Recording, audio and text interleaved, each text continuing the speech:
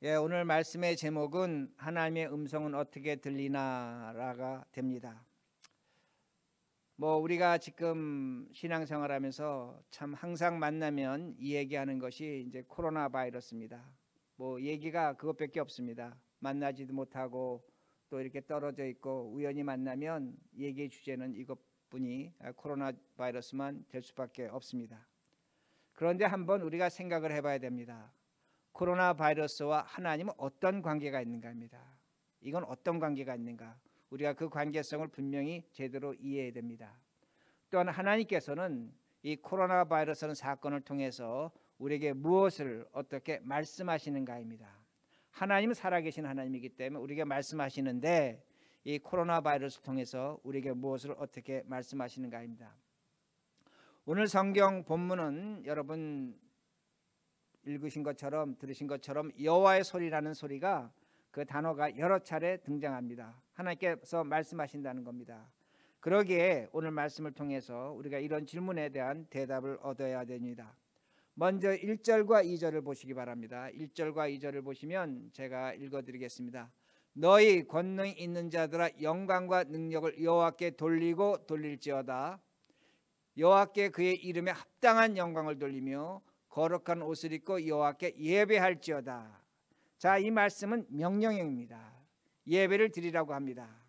그런데 여기 권능 있는 자들이 있는데 그들이 하나님께 영광을 돌려드리라는 겁니다.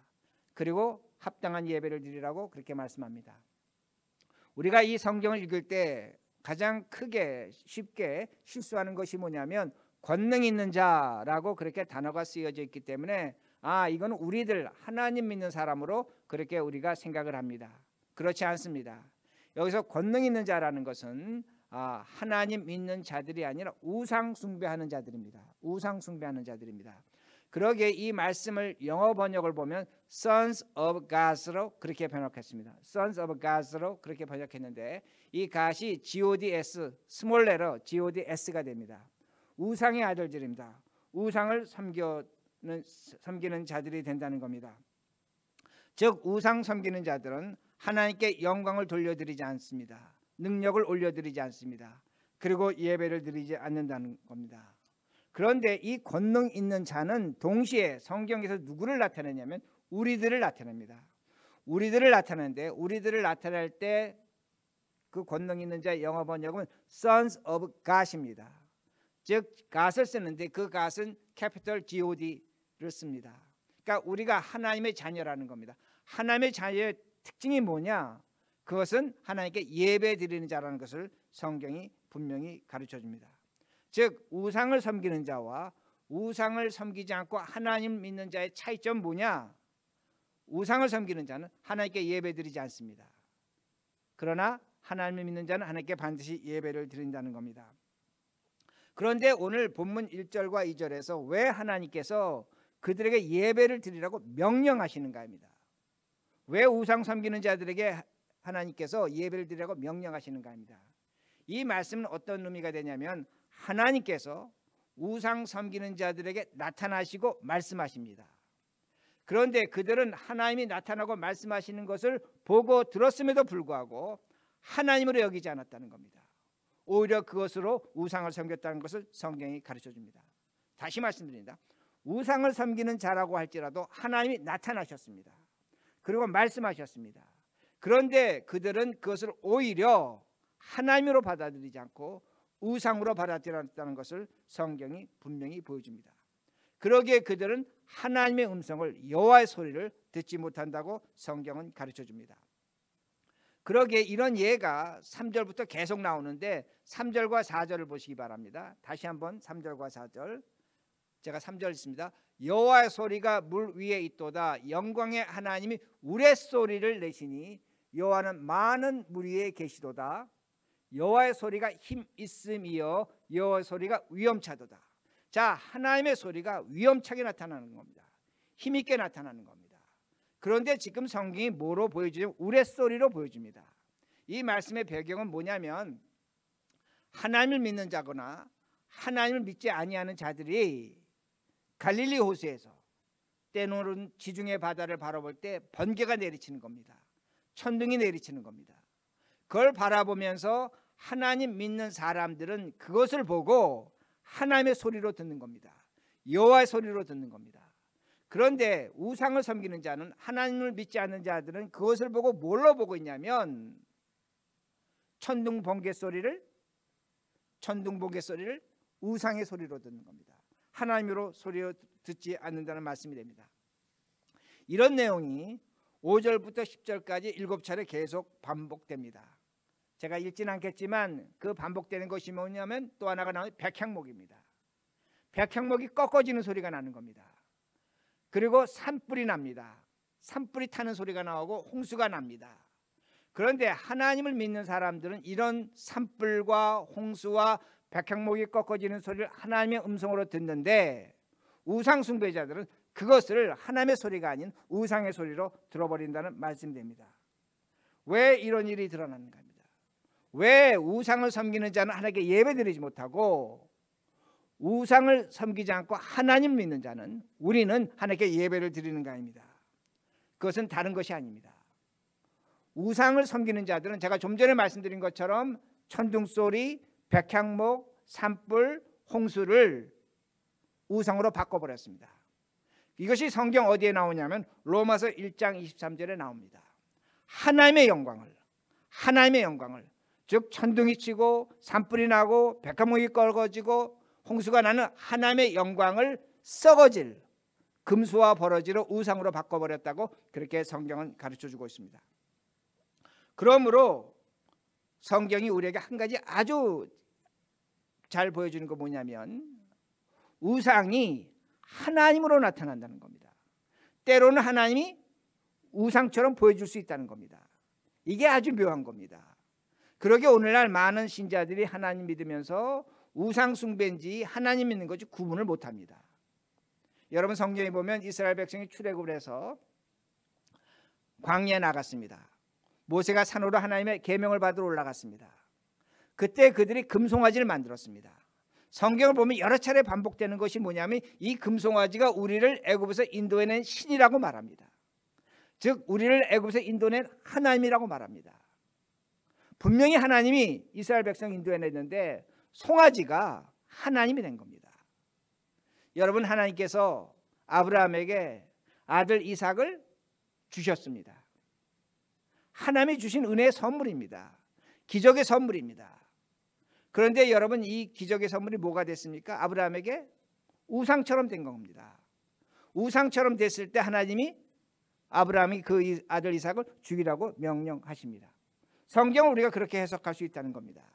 제가 왜 이렇게 길게 설명을 드렸냐면 우리가 지난 1년 동안 코로나 바이러스로 어려움을 당했습니다.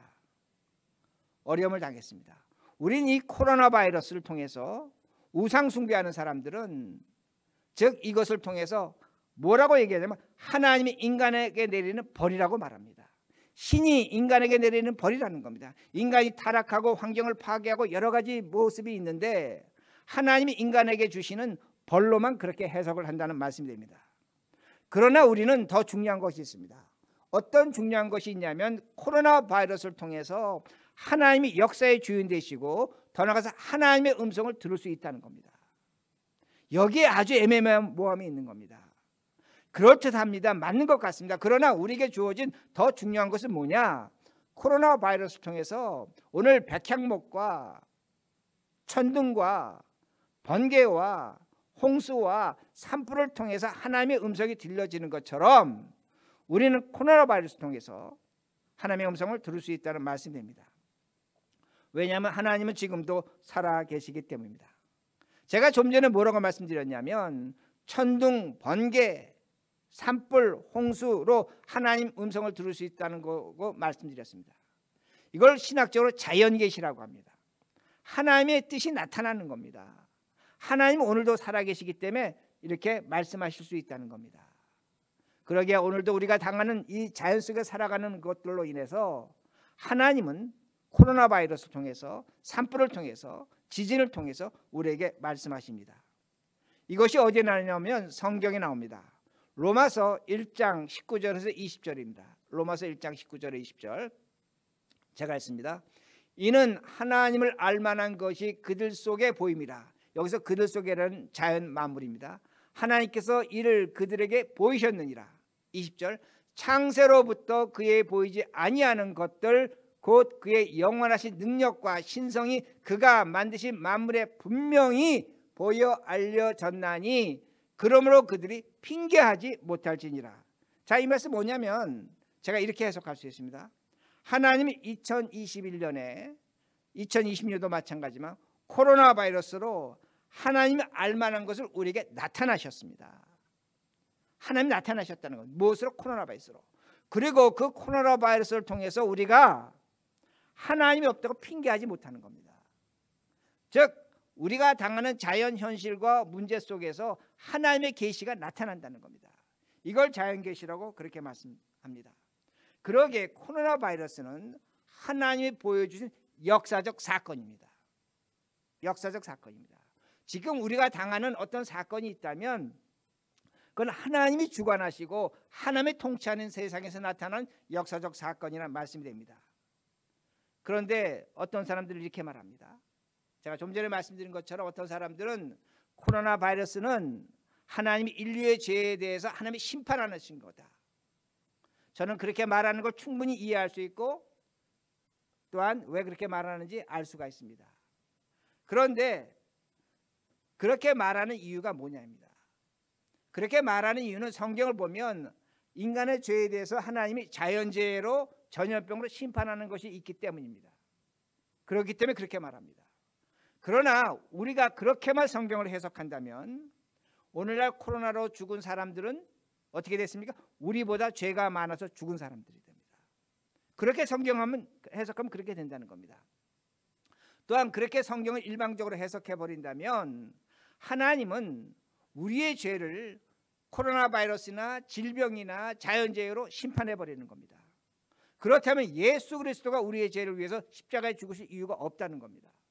성경에 어떠한 사건이 있지만 그 사건을 갖고 하나를 갖고 성경 전체로 해석하는 것은 굉장히 위험한 일이 된다는 겁니다. 우리가 성경을 해석할 때 가장 중요한 것은 뭐냐면 하나님 예수 그리스도라는 겁니다. 그 예수 그리스도가 우리에게 찾아오셔서 십자가에 죽고 부활하심으로 나타난 사건으로 해석을 해야 되지, 어떤 특정한 성경의 한 가지 사건을 갖고 성경 전체를 해석하고 세상을 해석하는 것은 잘못됐다는 말씀이 됩니다. 그러기에 이 코로나 바이러스로 하나님께서 우리에게 보여주는 사건이 있다는 겁니다. 어떤 사건인가입니다. 여러분, 그 사건은 하나님이 역사의 주인이라는 겁니다. 자, 생각해 보시기 바랍니다.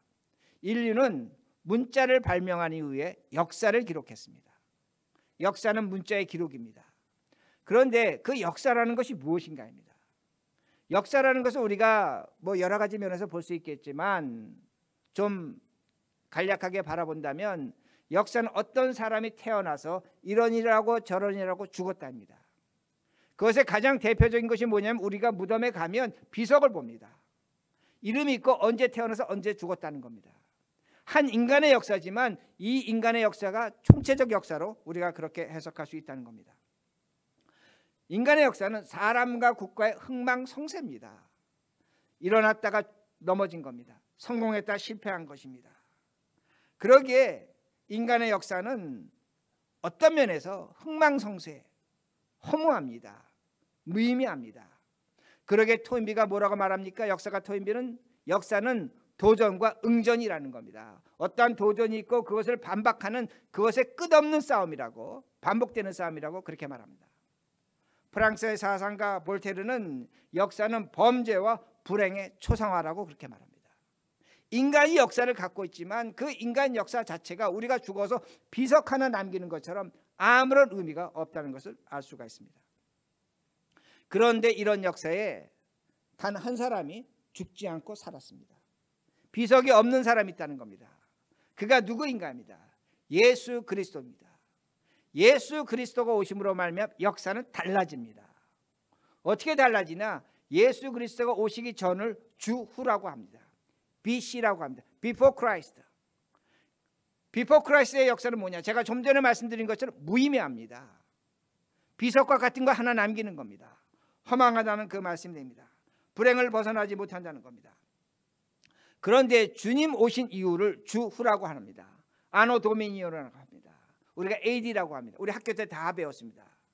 제가 지금 BC와 AD라는 역사적 구분할 때 어떤 분은 뭐라고 말씀하시냐면 그 역사적 구분은 기독교가 서양을 지배했을 때 만들어낸 산물이라고 그렇게 말합니다. 아닙니다. 여러분 그렇게 역사를 해석하시면 안 됩니다. 여러분 예수님 인류 오신 후에 인류 역사에서 혁명적 변화가 있었습니다. 그 혁명적 변화는 뭐냐면 하나님이 사람을 사랑하셔서 자신의 아들을 십자가에 죽게 하신 겁니다. 아주 간단한 사실이지만 이건 엄청난 혁명적 사건입니다. 하나님이 신이 인간을 사랑해서 자신의 아들을 십자가에 죽게 했다는 겁니다. 하나님의 사람 사랑입니다. 사랑에 대한 혁명이 나타난 겁니다. 여러분 예수님 당시에 원수는 반드시 죽여야 됐습니다. 반드시 죽여야 됐습니다. 여러분 노예는 말과 소와 같이 취급받았습니다. 팔고 살 수도 있었고 죽일 수도 있었습니다. 죽여도 책임이 없었습니다. 여러분 이방인들은 나와 다른 종족은 적으로 간주하고 죽여도 괜찮았습니다. 사람에 대한 개념이 없었던 시대라는 겁니다. 그런데 예수님 뭐라고 말씀하시냐면 하나님을 사랑하는 자는 사람을 사랑한다는 겁니다. 여러분 이거는 혁명적 사고입니다. 엄청난 발상이라는 겁니다. 그러게 하나님은 누구를 사랑하라고 말씀하시냐면 원수를 사랑하라고 말씀하시는 겁니다. 원수를 사랑하라는 겁니다. 이건 말이 되지 않는 겁니다. 인류 역사 속에서 일어날 수 없는 일입니다. 노예를 이방인을 사랑하라고 그렇게 말씀하십니다. 그리고 예수님은 뭐라고 말씀하십니까? 사람을 하나님처럼 대접하라는 겁니다. 여러분 이것은 인류 역사의 혁명이라는 말씀이 됩니다. 여러분 혁명은 뭡니까? 모든 것을 뒤집어 놓는 겁니다. 모든 것을 바꾸는 겁니다.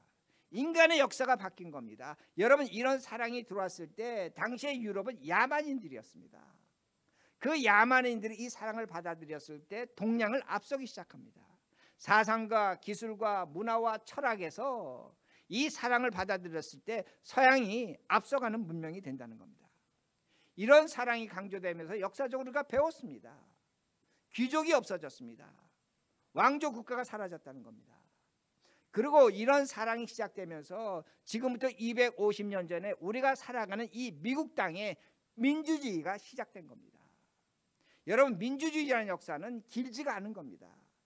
미국에서 최초로 시작됐고 이 민주주의가 뭐냐 이겁니다. 바로 이런 사랑의 정신에 의해서 나타난 것이라는 말씀이 됩니다. 그런데 오늘도 세상 사람들은 뭐라고 이야기하냐면 민주주의는 인간의 권리의 투쟁의 역사라고 말합니다. 그건 역사를 모르는 소리입니다. 혁명적 사고가 없었다는 겁니다. 이런 혁명적 사고는 예수 그리스도가 역사 속에 나타나셔서 분명히 말씀하셨다는 겁니다.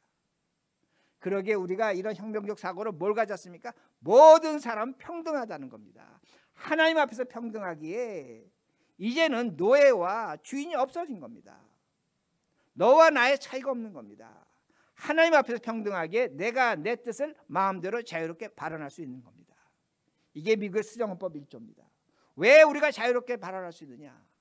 하나님 앞에서 인간은 평등하다는 그 말씀입니다. 이런 평등으로 민주주의가 나타났고 이 민주주의의 근원은 예수 그리스도의 사랑이라는 것을 잊지 마셔야 된다는 겁니다. 그러기에 예수님 이후의 2000년 역사는 인간의 역사가 아닙니다. 이건 하나님의 역사고 그리스도의 사랑의 역사라는 겁니다. 그 누구도 부인하지 못합니다.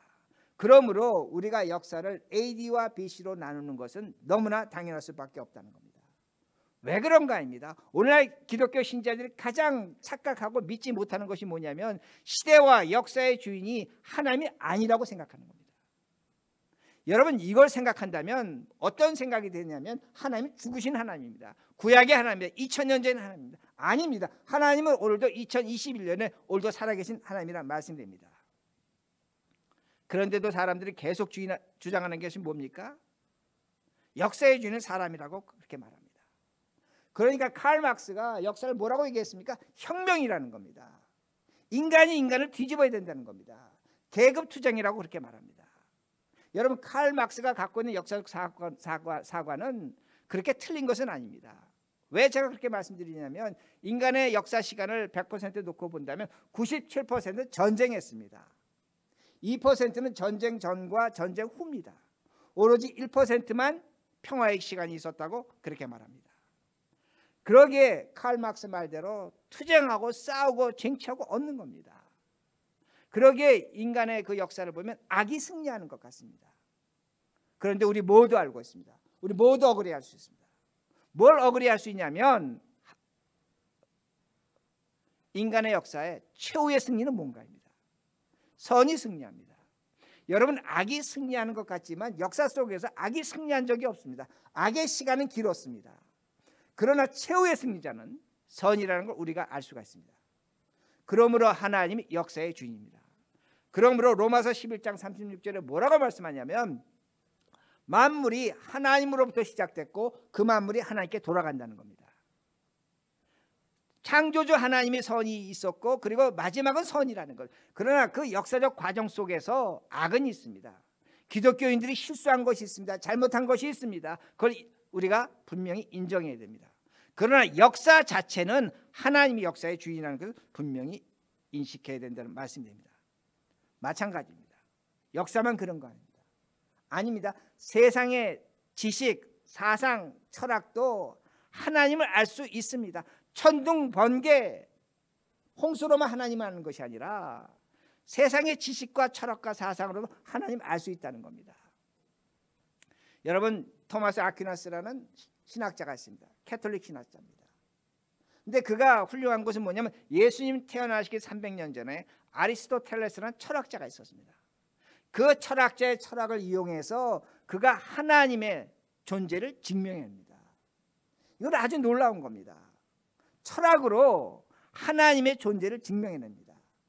그가 어떤 존재를 하나님을 증명하냐면 모든 것은 원인이 있다는 겁니다. 예를 든다면 제가 존재합니다. 제가 이렇게 존재하는 원인이 있습니다. 이유가 있습니다. 이 말씀의 의미는 뭐냐면 저의 조상을 계속 찾아서 올라간다면 제1 원인이 있습니다. 그렇지 않겠습니까? 부동자가 있다는 겁니다. 누군가 우리를 창조했다는 겁니다. 철학적 논리로 하나님의 존재를 증명했다는 겁니다.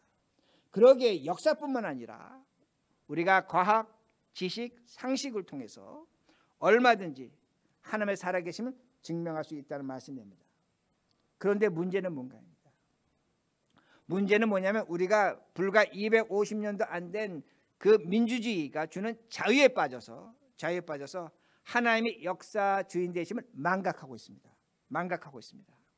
오늘도 많은 사람들은 어떻게 생각하냐면 하나님이 역사의 주인 되심을 망각하고 있기 때문에 이렇게 생각을 합니다. 하나님이 없다면, 하나님의 억압이 없다면, 기독교가 없다면, 종교가 없다면 우린 좀 더 자유롭고 행복하게 살 것이야. 우리가 갖고 있는 지식과 기술과 법과 문명과 철학으로 사상으로 우리는 얼마든지 자유롭게 행복하게 산다고 그렇게 말합니다. 그런데 이게 얼마나 모순인가. 제가 좀 전에 말씀드린 것처럼 우리가 갖고 있는 사상과 법과 제도와 윤리와 도덕은 기독교에 근간한 겁니다. 이걸 무셔버리겠다는 겁니다. 이걸 무시하겠다는 겁니다. 하나님의 역사를 부정할 때, 하나님의 역사 되심을 우리가 부인할 때 우리는 이런 식으로 우리가 갖고 있는 지식과 상식으로 법으로 얼마든지 행복하게 살아갈 수 있다고 그렇게 말합니다. 다시 말씀드립니다. 이것은 기독교 예수 그리스도의 사랑으로 주어진 것입니다. 스스로 그것을 짓밟아버리는 그런 모습이 우리에게 있다는 겁니다. 그러면 우리는 하나님의 주인 되심을 부인하고 우상 숭배로 멸망의 길을 갈 수밖에 없다는 겁니다. 그러면 하나님은 우리에게 무엇을 어떻게 말씀하시는가요? 하나님의 역사의 주인이라면 하나님은 무엇을 우리에게 어떻게 말씀하시는가입니다. 시편 29편 11절입니다. 29편 11절 잘 보시기 바랍니다. 여호와께서 자기 백성에게 힘을 주심이요 여호와께서 자기 백성에게 평강의 복을 주시로다. 여러분 1절부터 10절까지는 홍수, 백향나무 뭐 이런 것으로 산불로 말씀하셨는데 11절에 와서 하나님께서 뭐라고 말씀하면 여호와께서 권능자가 아닙니다. 자기 백성에게 힘을 주신다는 겁니다. 어떤 힘을 주시는가? 하나님은 자기 백성에게 직접 말씀하십니다. 하나님은 자기 백성에게 직접 말씀하십니다. 그러기에 힘을 주신다고 말씀합니다. 그 하나님의 음성을 듣는 백성들은 평강의 복이 있다는 겁니다. 그런데 여기서 하나님께서 하나님의 백성에게 직접 힘을 주시고 말씀하시는 걸 뭐라고 우리가 신학적으로 말하냐면 특별계시라고 말합니다. 하나님의 특별계시라고 말합니다. 하나님이 우리에게 직접 말씀하신다는 겁니다. 그런데 오늘날 교회에서 가장 큰 문제는 뭐냐면 많은 교인들이 하나님의 음성을 귀로 듣는 사람들은 영적으로 특별하다고 생각합니다. 아주 잘못된 겁니다. 제가 다시 말씀드립니다. 오늘도 누군가 와서 내가 하나님의 음성을 귀로 들었다? 여러분 의심하시기 바랍니다. 의심하시기 바랍니다. 저는 당당하게 말씀드렸습니다. 하나님은 오늘도 우리에게 성령을 통해서 말씀하십니다. 성령은 영이십니다. 영은 스피릿입니다. 스피릿은 우리의 정신, 생각으로 말씀하시는 겁니다. 제가 정확하게 말씀드립니다. 하나님은 오늘도 우리에게 귀로 뚜렷하게 이렇게 저렇게 들어라가 아니라 우리 생각으로 하나님의 음성이 들려진다는 말씀입니다. 제가 지금부터 이걸 설명할 텐데 여러분 잘 들으시기 바랍니다. 우리는 생각합니다. 왜 하나님이 인간에게 생각하는 그런 특별한 은혜를 주셨는가 합니다. 제가 지금 자동차를 생각합니다. 자동차를 생각한다면 자동차의 이미지가 생기는 겁니다. 아, 차라는 건 어떻다 이미지가 갖게 되는 겁니다. 그런데 우리가 자동차는 이미지, 자동차는 생각을 하게 되는 것은 과거에 제가 자동차라는 것을 타봤고 경험했기 때문에 자동차가 무엇이라는 걸 생각한다는 그 말씀이 됩니다. 제가 만약에 자동차에 대한 경험과 지식이 없다면 저는 자동차를 생각할 수 없습니다. 아주 중요한 건데 제가 지금 생각하는 것은 제가 경험했고 알기 때문에 봤기 때문에 그걸 생각할 수밖에 없다는 겁니다. 만약에 사람이 경험하지 아니하고 과거에 알지 못했던 것을 생각한다면 그 사람은 하나님이 됩니다. 뭐 그 사람이 하나님 된다는 것을 잘 이해하셔야 되는데 사람은 반드시 어떠한 근원에 의해서 경험에 의해서 생각할 수밖에 없다는 겁니다. 그런데 오늘 내가 생각하는 것이 어떤 근원과 경험 없이 생각할 수 있다? 그럴 수 없다는 말씀이 됩니다.